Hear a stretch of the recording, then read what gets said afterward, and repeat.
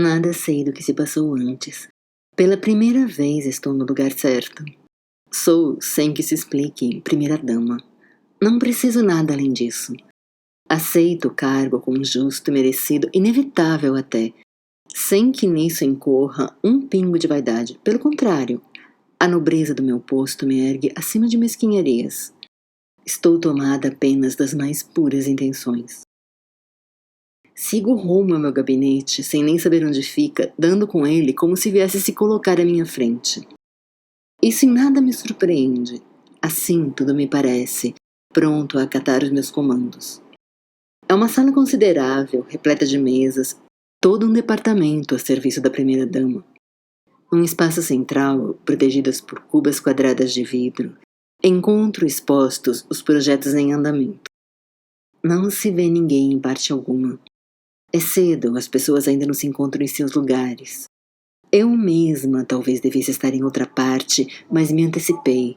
Talvez fosse caso de esperar que cheguem todos, cumprir formalidades, trocar cumprimentos.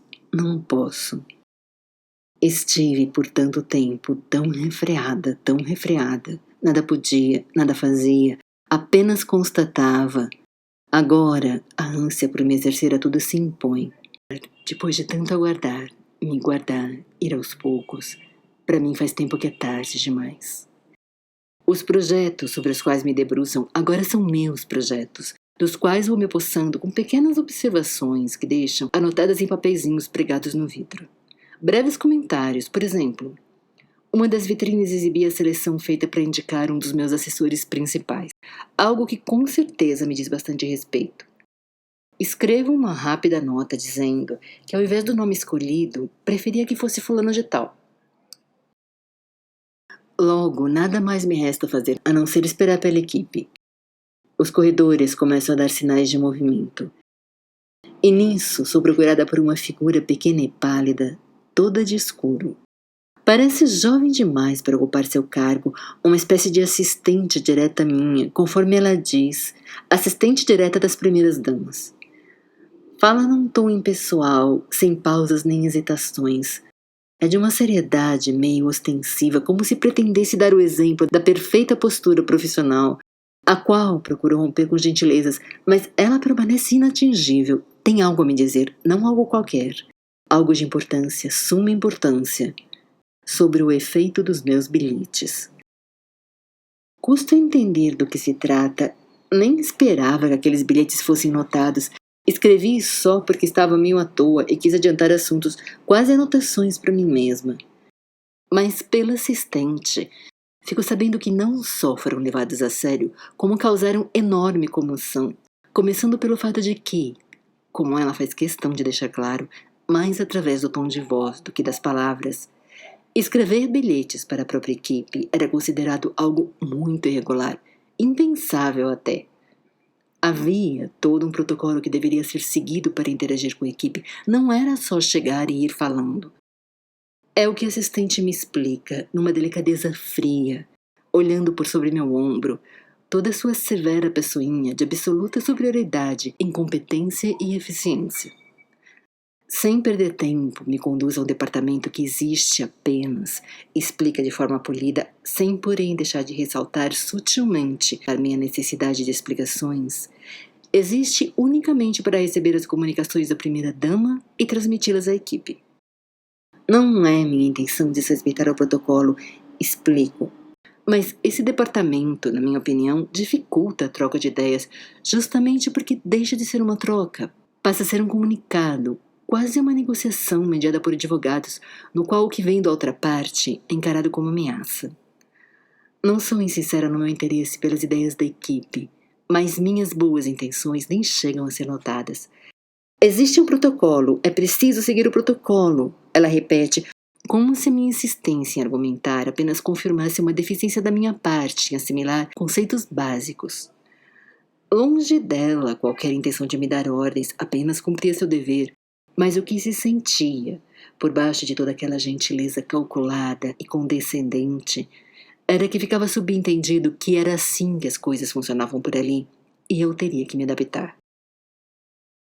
Por exemplo, minha anotação sobre o nome indicado para a posição do meu assessor, Uma posição de comando dentro da equipe havia provocado, ela fazia questão de enfatizar, gravíssimos transtornos, porque havia sido recebida como definitiva. E vários problemas já haviam sido levantados e as discussões nesse sentido no departamento haviam evoluído como se houvesse nisso uma imposição da minha parte, coisa que jamais havia sido o caso, conforme procuro esclarecer, apenas quis sugerir uma alternativa. Se essa era a minha intenção, prossegue ela implacável, eu deveria encaminhar minha proposta de mudança de nome do selecionado para o departamento, que, como ela havia acabado de explicar, servia exatamente para isso. Primeiro, eu teria que falar com uma tal pessoa e explicar minhas razões. E se essa pessoa achasse procedente, eu preencheria uma ficha que seria encaminhada a uma outra pessoa que iria avaliar a situação e posteriormente agendaria uma conversa comigo. Apresentava a coisa como se tratasse de uma grande deferência a mim, mas o que me ocorria é que para fazer qualquer bobagem, se fazia necessário tantas etapas desgastantes e lentas que ou a pessoa desistia, ou se conformava em perder um tempo gigantesco para conseguir avanços mínimos. Não conseguia ver qual a necessidade daquele sistema tão complicado de tomar decisões, já que a única consequência concreta que parecia haver em falar diretamente com a equipe era o fato de que isso, como dizia a assistente, deixava eles nervosos. E só. Não havia, ou não parecia haver, nenhuma outra consequência de ordem prática, muito menos de ordem grave. A equipe era tratada, coisa que ela colocava com muito tato, como sendo de natureza extremamente sensível e não deveria, de forma alguma, ser submetida a nenhum desgaste desnecessário, devido ao fato de haver estado a serviço de várias primeiras damas antes de mim, ao passo que eu era apenas uma, depois da qual outras viriam. E a equipe, por sua vez, era permanente, portanto eram eles que deveriam ser poupados, e não eu. Nem sei mais o que pensar. Em alguns momentos tudo me parece um absurdo sem tamanho, em outros, uma tática para neutralizar a minha atuação ali dentro. Mas, ultimamente, já aceito a possibilidade de algo estar me escapando, por falta de experiência e provavelmente, com o tempo, venha a perceber sérias e abalizadas razões para as coisas serem daquele jeito.